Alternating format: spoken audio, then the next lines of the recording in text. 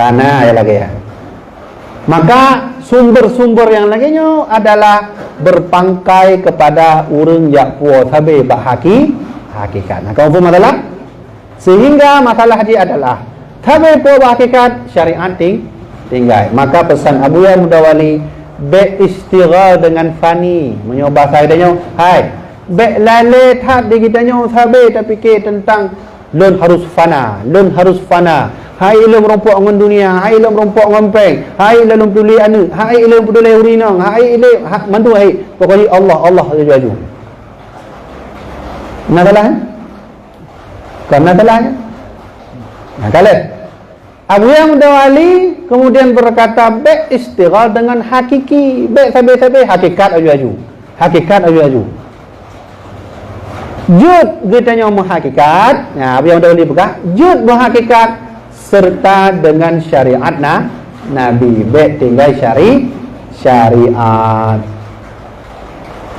Jadi masalah karena penyelesaian masalah juga sudah ada dari almarhum Abu Ya Mudawali Al-Khalili. Mudah-mudahan hakikat perle bagi kita nyawa, tapi tinggal syariat. Kiban memahami ini, sembahyang tetap wajib, ibadah tetap wajib, minta peng tetap wajib. Lagi kejadian nak urun cerita ba'dun tidra urun mekawin dua rina nak anu sambil dalam masjid. Pihak BKM masjid tanya, "Pak enggak cari kerja?" Enggak, semuanya saya kembali kepada Allah. Nah salah?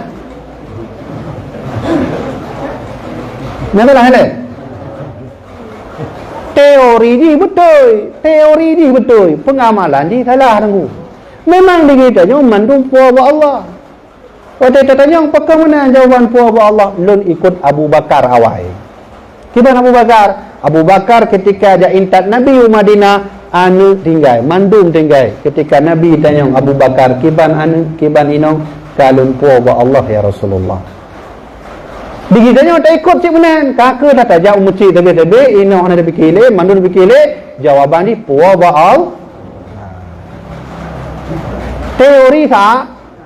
Teori sama betul, pengamalannya salah. Menang ikut ulang tu Abu Yang Mudawali buka sibuk draw dengan fana, sibuk draw dengan hakikat. Tapi hakikat jud apabila syariat Nabi juga harus kita pakai.